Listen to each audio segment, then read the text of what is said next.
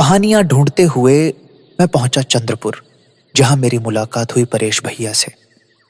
वो ऐसे बैठे थे जैसे किसी पुराने राज को दिल में दबाकर घूम रहे हों। मैंने उनसे बस इतना पूछा कि यहाँ के लोग क्या क्या किस्से सुनाते हैं, और उसी सवाल पर उन्होंने एक लंबी सांस ली और बोले, भाई एक बात बताऊं, ऐसी घटना है कि सुनकर शरीर सुन्न हो जाता है। मैं वहीं खड़ा रह गया। उनके चेहरे पर ऐसा भाव था जैसे वो अभी भी उस रात की परछाई उठाए घूम रहे हों। बोले, ये कोई मजाक वाली कहानी नहीं, ये वो असली पल है जिसने मुझे कई महीने तक रात को चैन से सोने नहीं दिया। जब उन्होंने बोलना शुरू किया तो उनकी आवाज में वो खुरदुरापन था जो सिर्फ उन लोगों में होता है जिन्होंने डर को नजदीक से देखा है। बोले, तू सुनने आया है ना, तो बैठ जा। ये किस्सा ऐसा है कि इंसान की सांस अटक जाती है। मैं ये किस्सा ऐसे सुना रहा हूं जैसे मेरे दादा आज भी मेरे सामने बैठे हों। दादा कहते थे कि साल 1922 की वो शाम उनकी जिंदगी का सबसे डरावना वक्त था। उस दौर में चंद्रपुर का इलाका इतना जंगलों से घिरा हुआ था कि शाम ढलते ही रास्ते खाली हो जाते थे। दादा ब्रिटिश अफसर का कपड़े धोने का काम करते थे और उसी दिन उन्हें साहब के कुछ कपड़े लेकर छोटे बाजार जाना पड़ा था। बाजार तब छोटा सा था, मिट्टी की दुकानों वाला, जहां शाम होते ही दुकानें आधी बंद हो जाती थी। दादा बताते थे कि बाजार से निकलने के बाद जब वो साहब के साथ साइकिलों पर घर लौट रहे थे तब हवा भी थोड़ी ठंडी चल रही थी और धूप की आखिरी किरणें मिट्टी पर तिरछी पड़ रही थी। रास्ता पूरी तरह सुनसान था, जैसा अक्सर होता था। लेकिन उस दिन दादा ने कहा, पता नहीं क्यों शुरुआत से ही लग रहा था कि पीछे कुछ है। दादा बोला करते थे कि जंगल के पास से जाते समय सिर्फ दो ही आवाजें साफ सुनाई देती थीं, एक साइकिल की चेन की और दूसरी कहीं दूर से आती झिंगुरों की। साहब थोड़े गुस्सैल आदमी थे और हमेशा जल्दी में रहते थे।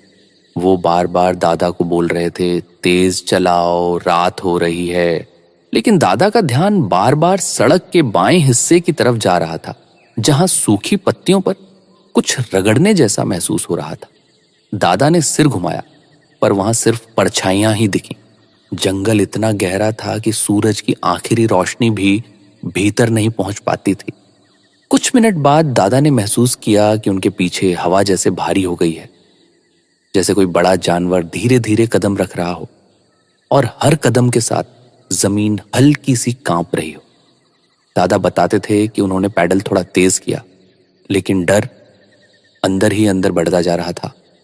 फिर अचानक पीठ के पीछे से एक सांस लेने की गहरी आवाज आई, ऐसी आवाज जो इंसान नहीं निकाल सकता। दादा ने कहा था, वो आवाज बस 1 सेकंड की थी, पर उसी सेकंड में मुझे समझ आ गया था कि हम अकेले नहीं हैं। जब वो इस हिस्से पर आते थे तो आज भी उनकी आंखें बदल जाती थी।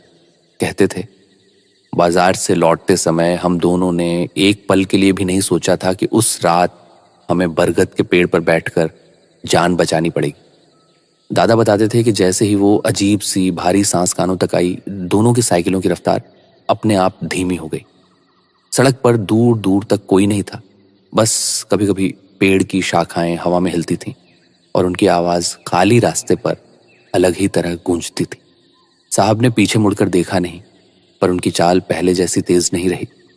दादा कहते थे कि उन्हें साफ महसूस हो रहा था कि कोई हमारे पीछे पीछे चल रहा है, लेकिन वो दिख नहीं रहा था, जैसे जंगल खुद हमें देख रहा हो और बस सही समय का इंतजार कर रहा हो। थोड़ी दूर बाद साहब ने आखिर पीछे देखा और धीरे से बोले, रुक जरा। दादा भी साइकिल रोककर खड़े हो गए। उनके रुकते ही चारों तरफ का शोर जैसे गायब हो गया। दादा बोले, जंगल इतना शांत हो गया था कि खुद की सांसें भी तेज लग रही थीं। दोनों कुछ सेकंड वहीं खड़े रहे, पर कुछ पता नहीं चला। साहब ने कहा, शायद जानवर होगा, जल्दी चलो। पर दादा की आंखें लगातार पीछे की तरफ ही थीं। उन्हें लगा कि पेड़ों के बीच कुछ हल्का सा हिला है, लेकिन धुंधलके में साफ नजर नहीं आता था। दोनों फिर से धीरे धीरे आगे बढ़े। दादा कहते थे, इस बार साइकिलें नहीं दौड़ रही थीं, बस शरीर डर से जकड़ा हुआ था। जब कोई इंसान खतरे को महसूस करता है तो उसके कदम अपने आप सतर्क हो जाते हैं। दादा बोले, मेरे कान उसी आवाज को पकड़ने में लगे थे जो पत्तियों पर दबे कदमों जैसी आती थी, पर हर बार वो उतनी धीमी होती कि लगता शायद मेरा वहम है। कुछ मिनट बाद दादा को पीछे से पत्तियों के रगड़ने की आवाज एक बार साफ साफ सुनाई दी। वो ऐसे थी जैसे कोई भारी जानवर सूखी पत्तियों पर धीरे धीरे चलता हुआ उन्हें किनारे कर रहा हो। इस बार दादा ने बिना सोचे पलट कर देखा। सड़क के एकदम बीच में नहीं, लेकिन किनारे की झाड़ियों में कोई हल्की पीली झलक चमकती हुई सी दिखी। दादा की सांस वहीं अटक गई। वो कुछ बोलते इससे पहले साहब भी रुक गए और बोले, क्या देखा तुमने? दादा ने कहा, साहब झाड़ियों में कुछ है, बड़ा है। और उनकी आवाज खुद ही धीमी होती चली गई। साहब का चेहरा उस वक्त फीका पड़ गया था। वो लोग आम दिनों में ऐसे जंगल से गुजरते रहते थे, लेकिन उस शाम हवा में वैसी बेचैन खामोशी थी जैसे तब होती है जब कोई खतरा बिल्कुल नजदीक आ चुका हो। दादा बोलते थे, हम लोग साइकिल के साथ वहीं खड़े थे। दूर बाजार के बंद होने की आवाजें भी अब सुनाई नहीं दे रही थीं। आसमान में रोशनी और कम हो चुकी थी, और उसी अंधेरे में मुझे साफ महसूस हो रहा था कि जो भी हमारे पीछे है वो हमें देख रहा है और बस हमारे कदमों का इंतजार कर रहा है। यही वो पल था जहां से असली डर शुरू हुआ था। उस पल के बाद रास्ता जैसे बदल गया था। जहां कुछ देर पहले साइकिल की हल्की हल्की आवाज आ रही थी, अब वहां सिर्फ डर था। दोनों खड़े ही थे कि झाड़ियों में फिर हल्की सी सरसराहट हुई, और इस बार साफ दिखा कि कोई बड़ा सा शरीर धीरे धीरे झाड़ियों को अलग कर रहा है। दादा बोले, बस वहीं समझ आ गया था कि ये कोई छोटा जानवर नहीं है। तभी एक छोटी सी हरकत के बीच दो चमकीली पीली आंखें दिखाई दी। दादा जब ये हिस्सा सुनाते थे तो खुद उनकी आवाज धीमी हो जाती थी। बोले, वो आंखें इंसान को कहीं का नहीं छोड़ती, जैसे सामने खड़ा जानवर सीधे तुम्हारे अंदर देख रहा हो। साहब भी पलटकर देखने लगे और उनके हाथ साइकिल के हैंडल पर कांपने लगे। कुछ सेकंड तक उन आंखों के अलावा कुछ नहीं दिखा। फिर धीरे धीरे बाघ का सिर अंधेरे से बाहर आया। वो चुपचाप खड़ा था, बिना दहाड़े, बिना हिले, बस देखता हुआ। दादा बोले, बाघ जब ऐसे चुप रहता है तब डर और ज्यादा लगता है, क्योंकि पता ही नहीं चलता कि वो क्या सोच रहा है। साहब की आवाज फंसी हुई थी। वो बोले, चलो चलो। धीरे दोनों साइकिल के साथ पीछे हटने लगे। किसी इंसान को जिंदगी में इतने तय कदम कभी नहीं रखने पड़ते जितने उस शाम दादा ने रखे थे। बाघ कुछ कदम आगे बढ़ा। उसके हर कदम की धंसी हुई आवाज ने दादा की रीढ़ तक कंपी भेज दी। ऐसा लगा जैसे जमीन भी उस जानवर के वजन से डर गई हो, दादा कहते थे। कुछ दूर आगे दादा को याद आया कि सड़क के मोड़ पर एक बड़ा बरगद का पेड़ है। उसका तना मोटा था और उसके ऊपर चढ़ने के लिए नीचे कई मजबूत जड़ें लटकती थीं। दादा ने धीमी आवाज में कहा, साहब पेड़ तक जाना होगा, वरना ये हम दोनों को यहीं ले लेगा। साहब ने एक पल के लिए दादा की तरफ देखा। उनके चेहरे पर वही डर था जो किसी ऐसे इंसान के चेहरे पर होता है जिसने पहले कभी असली खतरा नहीं देखा। दादा ने हाथ से इशारा किया कि धीरे चलना, भागना मत, और दोनों पीछे की तरफ कदम बढ़ाने लगे। बाघ अब साफ दिखाई दे रहा था। उसकी मूंछें, उसका चौड़ा सिर और उसके मुंह से निकलती भारी सांसें सब इतने करीब थे कि दादा कहते थे, अगर हवा रुक जाती तो हम उसकी सांस भी गिन सकते थे। रास्ता अब पहले से ज्यादा सुनसान लग रहा था। हर तरफ बस पेड़ों की काली परछाइयां थीं, और उन परछाइयों के बीच वो बाघ ऐसे चल रहा था जैसे रात उसी की हो। दादा बोले, काश कोई इंसान दिखाई दे जाता, कोई आवाज आ जाती, पर उस शाम दुनिया जैसे सूनी हो गई थी। बरगद का पेड़ अब थोड़ी दूर दिखने लगा था। दादा की चाल तेज होना चाहती थी, पर वो खुद को संभाल रहे थे, क्योंकि उन्हें पता था कि एक गलत कदम हमें वहीं खत्म कर सकता है। और तभी बाघ ने पहली बार हल्की सी दहाड़ जैसा घुरघुराया, जैसे वो बता रहा हो कि वो बहुत नजदीक आ चुका है। यही वह पल था जहां दादा ने तय कर लिया कि अब उन्हें जान बचाने के लिए उसी पेड़ पर चढ़ना पड़ेगा। जैसे ही बाघ ने वो हल्की सी घुरघुराहट निकाली, उनके पैरों में इतनी कमजोरी आ गई कि लगता था अभी जमीन पर बैठ जाएंगे। लेकिन डर के उसी पल में दादा को बरगद का वो बड़ा पेड़ दिख गया जो सड़क के मोड़ पर था। उसका तना इतना मोटा था कि 3 आदमी मिलकर भी घेर न पाए और नीचे कई मोटी मोटी जड़ें थीं जिनसे ऊपर चढ़ना आसान हो सकता था। दादा बोले, उस पेड़ को देखते ही लगा कि अगर आज बचना है तो बस वहीं चढ़ना पड़ेगा, वरना ये बाघ हम दोनों को आधा मिनट भी नहीं देगा। साहब पीछे पीछे चल रहे थे, उनके कदम कांप रहे थे और साइकिल उनके हाथों से बार बार फिसल रही थी। दादा ने धीरे से कहा, साइकिल छोड़ो, अब बस पेड़ तक पहुंचो। दोनों ने साइकिल रास्ते पर ही गिरा दी। आवाज बहुत हल्की थी, लेकिन जंगल की चुप्पी में वो आवाज भी बड़ी लगने लगी। बाघ ने उस आवाज को सुना। दादा बोले, जैसे ही साइकिल गिरी, बाघ की आंखें और तेज हो गईं, जैसे अब वो समझ गया कि हम डर चुके हैं। दोनों धीरे धीरे पीछे हटते हुए पेड़ की तरफ बढ़े। दादा कहते थे कि वो हर कदम माप कर रख रहे थे। बाघ बिल्कुल बीच सड़क पर चला आया था। उसकी चाल में किसी तरह की जल्दी नहीं थी। वो बस शांत, भारी और आंखें टिकाकर चल रहा था। दादा बोले, उसकी चाल में एक अजीब भरोसा था, जैसे उसे पूरा यकीन था कि हम उसके हाथ से निकल नहीं सकते। बरगद का पेड़ अब बस 20 कदम दूर था। दादा ने बिना आवाज किए हाथ से इशारा किया कि तेज मत चलो, बस पहुंच जाओ। साहब के चेहरे का रंग उतर चुका था। वो अपने चेहरे पर पसीना पोंछ भी नहीं पा रहे थे, जैसे शरीर किसी काम का रह ही न गया हो। और तभी बाघ ने जमीन पर एक झटके से कदम मारा। आवाज सूखी मिट्टी पर एक भारी चोट जैसी लगी। दादा बोले, वो आवाज सुनते ही मुझे लगा कि अब वो हमला करने वाला है। दोनों ने अपनी चाल और धीमी कर दी, लेकिन बाघ का ध्यान अब उन पर पूरी तरह जम चुका था। पेड़ तक पहुंचने से 5 कदम पहले दादा ने साहब को हल्के से धक्का देते हुए कहा, पहले आप चढ़ो, ऊपर जगह है, जल्दी कोशिश करो। साहब ने बिना कुछ कहे जड़ पकड़ ली और ऊपर चढ़ने लगा। उनके हाथ कांप रहे थे और पैर बार बार फिसल रहे थे, लेकिन डर इंसान से वो काम करवाता है जो वो सामान्य दिन में कभी नहीं कर सकता। दादा उनके पीछे खड़े होकर हर सेकंड बाघ की चाल देख रहे थे। बाघ ने अब कदम तेज कर दिए थे। उसकी आंखें सीधे उन दोनों पर टिकी थीं। दादा बोले, मुझे पता था अगर मैंने साहब को पहले ऊपर नहीं पहुंचाया तो वो नीचे रहकर कुछ नहीं कर पाएंगे और बाघ उन्हें सीधे पकड़ लेगा। आखिर थोड़ी मशक्कत के बाद साहब ऊपर एक मोटी शाखा तक पहुंच गए।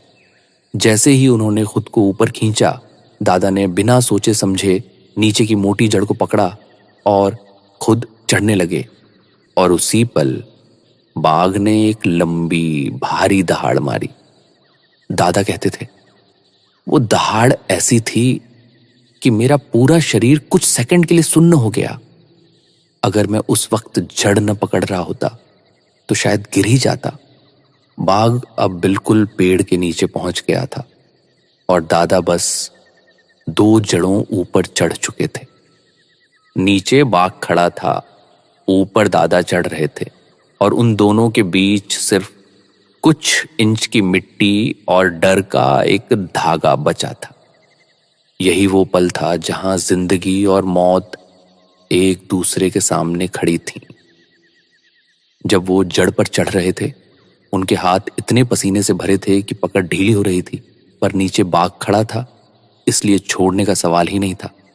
बाघ पेड़ के बिल्कुल नीचे आकर 1 मिनट तक उन्हें ऐसे देखता रहा जैसे समझ रहा हो कि ये इंसान अब कितनी देर टिक सकता है। दादा बोले, उसकी आंखें ऊपर की तरफ थीं और मुझे लगता था कि अगर उसने एक छलांग भी मार दी होती तो मुझे नीचे गिराने में उसे 1 सेकंड भी नहीं लगता। दादा का पैर एक बार फिसला भी। नीचे सूखी टहनी टूटने की आवाज आई और उसी आवाज को सुनकर बाघ ने ऊपर मुंह उठाकर हल्की सी दहाड़ मारी। दादा बोले, उस दहाड़ में वो गुस्सा नहीं था, बल्कि एक तरह का भरोसा था कि वो हमें पकड़ लेगा।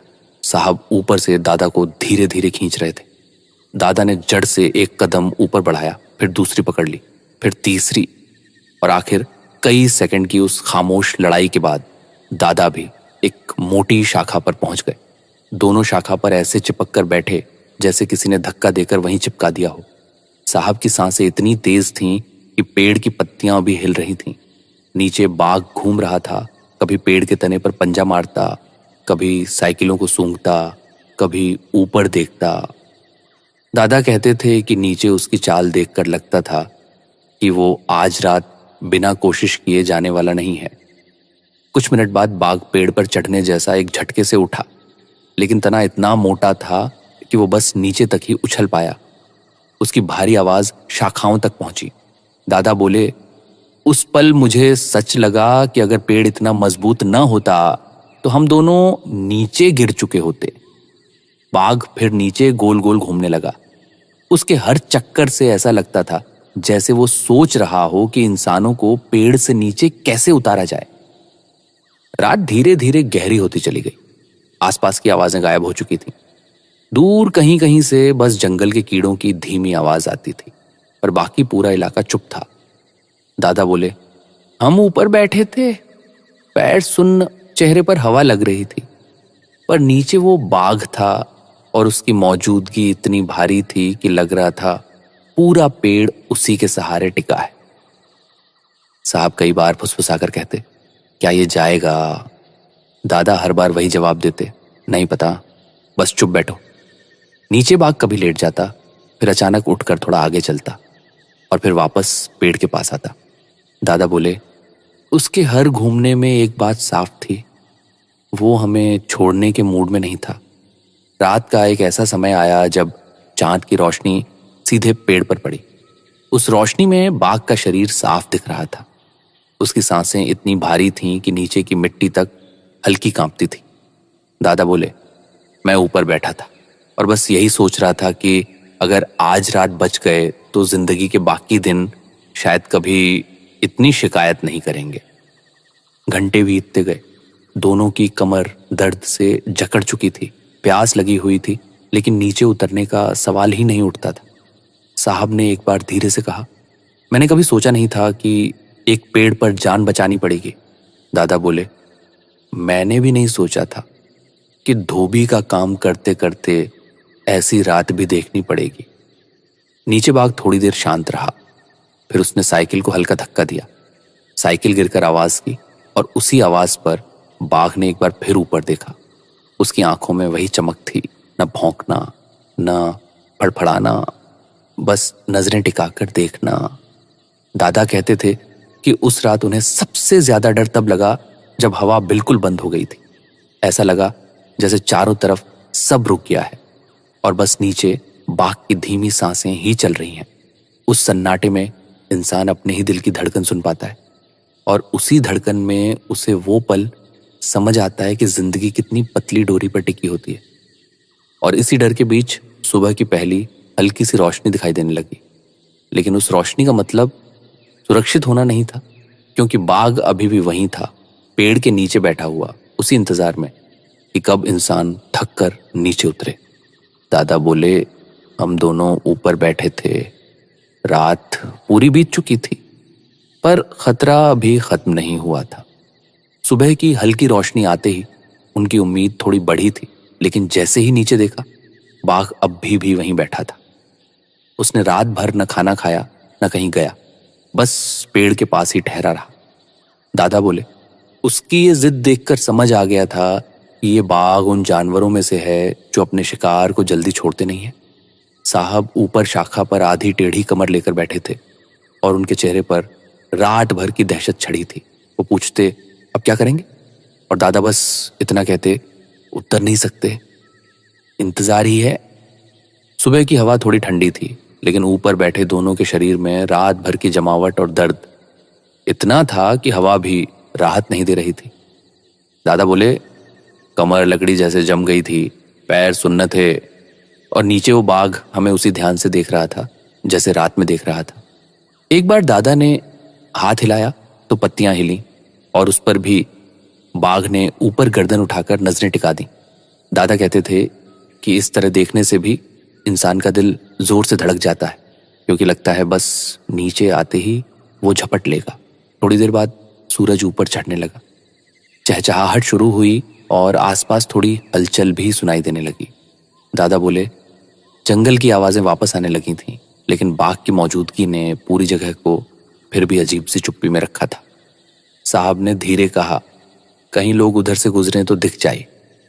लेकिन वो इलाका ऐसा था जहां सुबह सुबह शायद ही कोई आता हो और उससे पहले बाघ के जाने का कोई भरोसा नहीं था।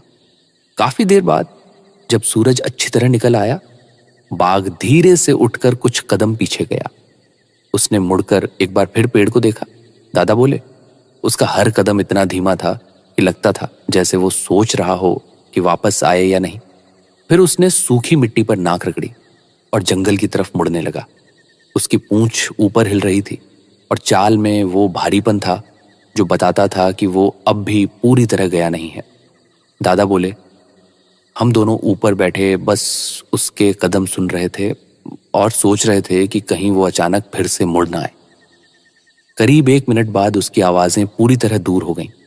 दादा ने ऊपर से नीचे झांका। रास्ता साफ था, साइकिलें गिरकर धूल में अटकी थीं। नीचे कोई हरकत नहीं। हवा थोड़ी हल्की लगी, लेकिन डर अभी भी पैरों तक चिपका था। साहब उतरने से डर रहे थे। वो बोले, पक्का चला गया? दादा ने कहा, लगता तो है, पर जल्दी उतरेंगे तो अगर यहीं कहीं बैठा हो तो फिर से आ जाएगा। दोनों ने लगभग आधा घंटा और इंतजार किया। दादा बोले, उस आधे घंटे में हम ऊपर वैसे ही चुप बैठे रहे जैसे रात में बैठे थे, बस थोड़ी रोशनी थी, बाकी डर बिल्कुल वही था। नीचे से कोई आवाज नहीं आई। दादा ने आखिर कहा, मैं पहले उतरता हूं और आप ऊपर बैठे रहो। साहब ने डरते हुए कहा, अकेले मत उतरना। दादा बोले, नीचे उतरकर आसपास देखना पड़ेगा, वरना पेड़ पर ही बैठे रहेंगे। दादा बहुत धीरे धीरे नीचे उतरे। हर जड़ पकड़कर देखते कि नीचे मिट्टी में कोई ताजा हलचल तो नहीं हुई।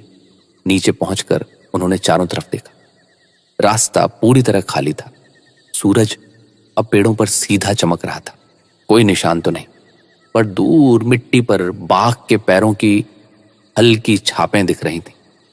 दादा बोले, पहली बार लगा कि हम बच गए हैं, नहीं तो रात के कई पल ऐसे थे जब लगा था कि शायद नीचे उतरने का मौका ही नहीं मिलेगा। फिर दादा ने हाथ से इशारा किया कि साहब नीचे आओ। धीरे। साहब बड़ी मुश्किल से जड़ों को पकड़ते हुए उतरे। उनके पैर जमीन पर पड़ते ही उन्होंने गहरी सांस ली। दोनों कुछ देर वहीं खड़े रहे, जैसे खुद पर विश्वास नहीं हो रहा हो कि वे सच में उतरे हैं। दादा बोले, हम दोनों के चेहरे पर ऐसा हाल था जैसे कोई पानी के नीचे से निकलकर पहली सांस ले रहा हो। दोनों ने साइकिलें उठाईं। साइकिल के हैंडल पर बाघ के पंजे की खरोंचें थीं। दादा ने कहा, यह देखकर समझ आया कि वो रात भर बस एक छलांग की दूरी पर था। साहब ने बिना कुछ बोले साइकिल सीधी की। दोनों धीरे धीरे रास्ते पर आगे बढ़ने लगे। सूरज अब पूरी तरह निकल आया था, पर अंदर का डर अभी भी कम नहीं हुआ था। दादा कहते थे, उस सुबह हम दोनों ने एक बात समझ ली थी, आदमी चाहे कितना भी बड़ा हो, जंगल में उसकी हैसियत बस एक मेहमान की होती है। असली हक उसी का होता है जिसकी आंखें अंधेरे में चमकती हैं। और यही था वो किस्सा जो दादा अपनी पूरी जिंदगी भूल नहीं पाए और ना ही मैं भूल पाया। उम्मीद है आपको हमारी कहानियों की ये श्रृंखला पसंद आ रही होगी। अपना ख्याल रखिएगा। आपकी रात शुभ हो। गुड नाइट, शब्बा खैर एंड शुभ रात्रि।